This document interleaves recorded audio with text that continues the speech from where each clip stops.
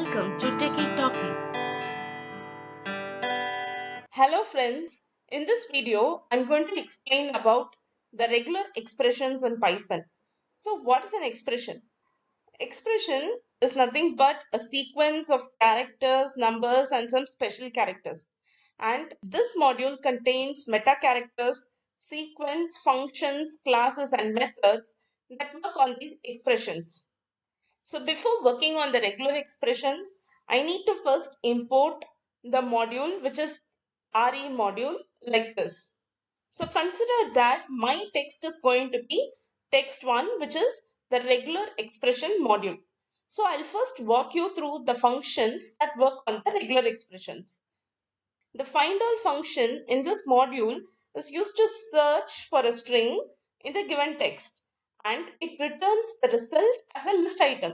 So containing all the occurrences of the text.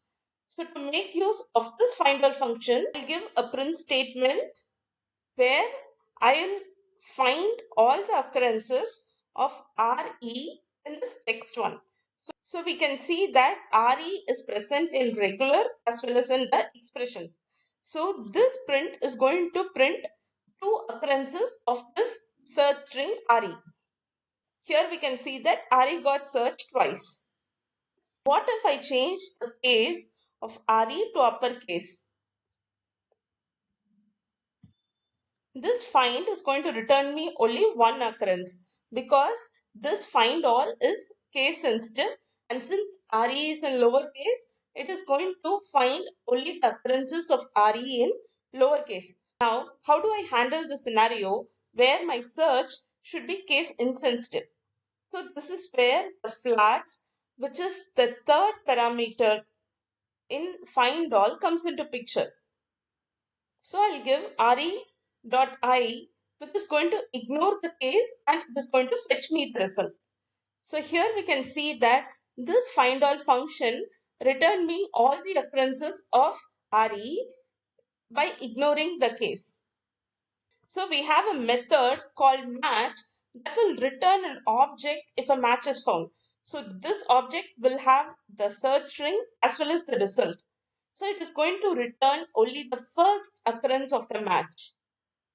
So this is how we give the match method, where we give match of re, comma text1, and we are going to ignore the case. So if I execute this code, I can see that this match object is returned as a result of this match. There are few methods in the match object that we can make use of while displaying the result. The methods are span, start, end, string, and group. I'll explain you in detail on what each of these methods are. This span method will return the start and the end position of the first occurrence of the match. The start method will print starting position and the end method will print only the end position, which is 2. And we have the string that is going to print me the entire string, which is the regular expression module. And the group method will fetch only the first occurrence of the search string, which is re. So we have a search function that will also return the match object if the match is found. I'm giving search of re, comma text1, comma re.I, and then I can make use of all the methods that we saw in the match method. Here we can see that the same set of results got printed, which we saw in the match method. So next we have the full match function, which will match the search string with the entire string text1. So if a match is found, it will return a match object. If not, it is going to return none. So here I have print re.fullmatch of, I need to give the entire expression as the search string text1 and I'm going to ignore the case. So if I execute this code, I can see that it is going to return me a match object with the match as regular expression module. Next, we have the split function, which will split the expressions into two based on the search string. So consider this example where I'm going to split based on exp in text1, and the result I can see that the first substring is going to be regular followed by a space, and then this exp is removed and the remaining string will be present in the second part of the output. Now, what if I want to replace a substring? I can make use of the sub function. Here I am giving print re.sub of exp. So this is the search string and this is what has to be replaced. Exp is going to be the replacement string in text1. So if I execute this code, we can see that exp got replaced by xp in expression. Python has got few meta characters that helps in making the search easy.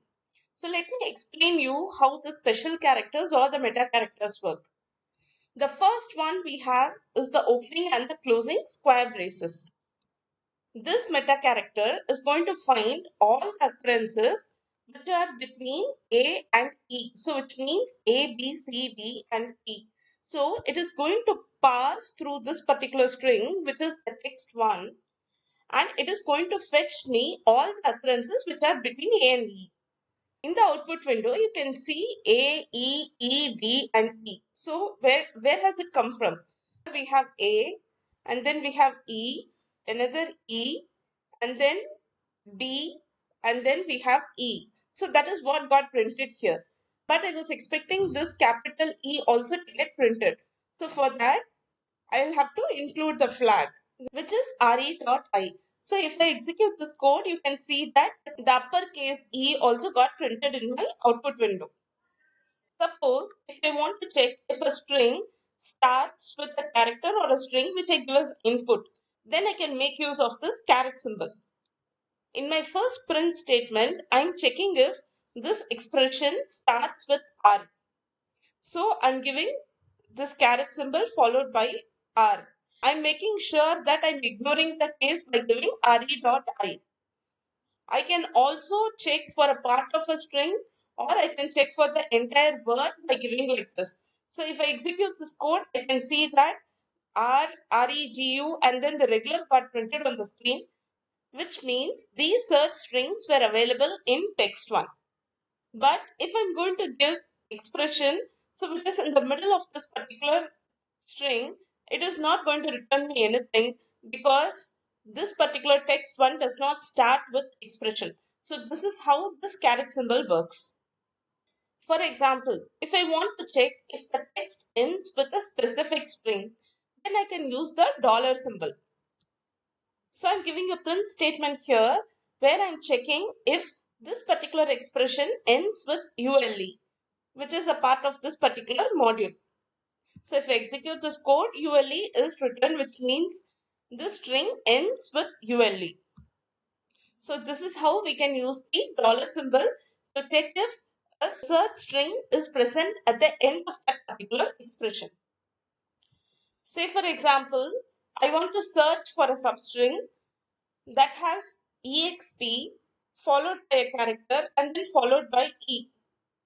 So for these kind of searches, I can use a period or a dot. Let me show you how this works. So here you can see that I have given exp followed by dot followed by E. So this output is going to fetch me expre.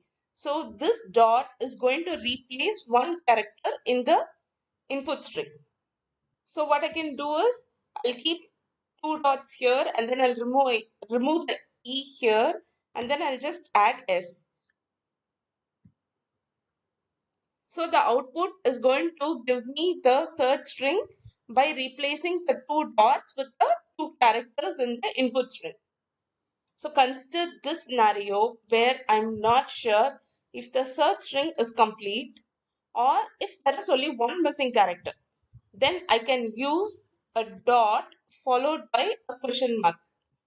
So in this case, there is no missing character, but still the output is going to give me that particular substring.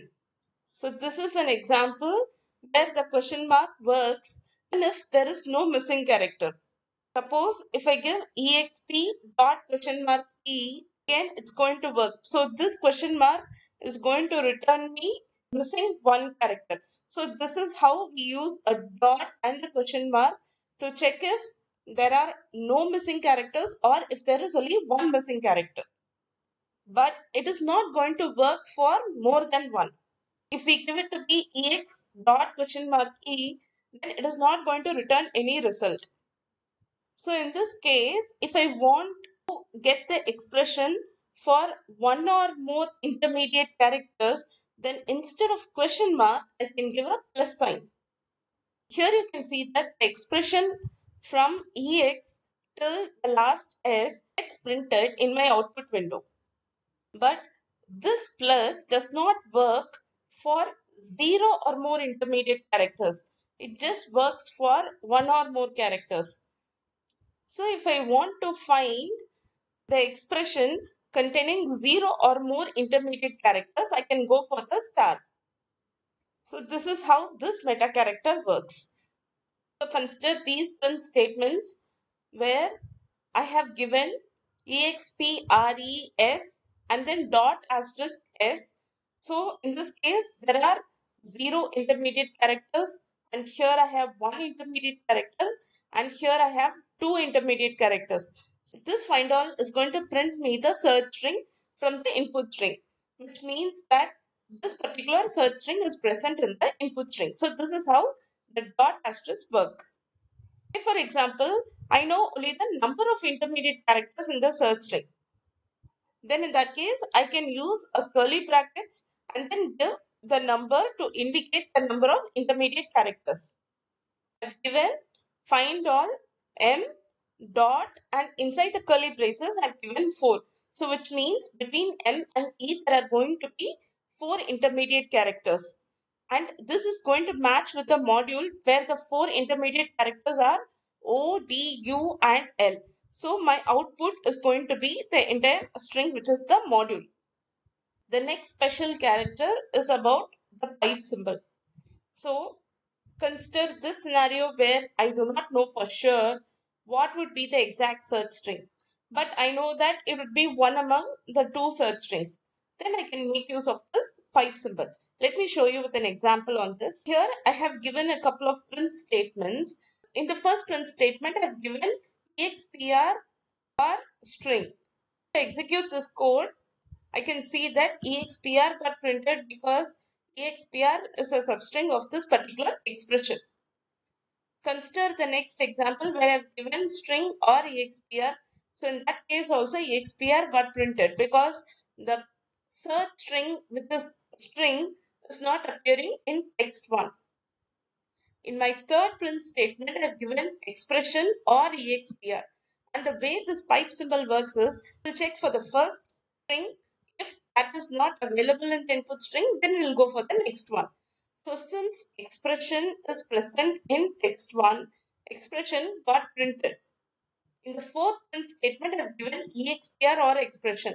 Since expr is present here in this text 1, which is a part of this expression, expr got printed on the screen, though expression is also available. This means that the first string will be checked against text 1. If it is available, that is returned in the output window. If not, the next string gets checked against text 1. So this is how this pipe symbol works. So having understood about the special characters or the meta characters in the regular expressions module, next let's get into the special sequence. This special sequence is very much helpful in finding a search string in the given string. So the special sequence always starts with a backslash. Let me explain you with an example on each of these special sequences.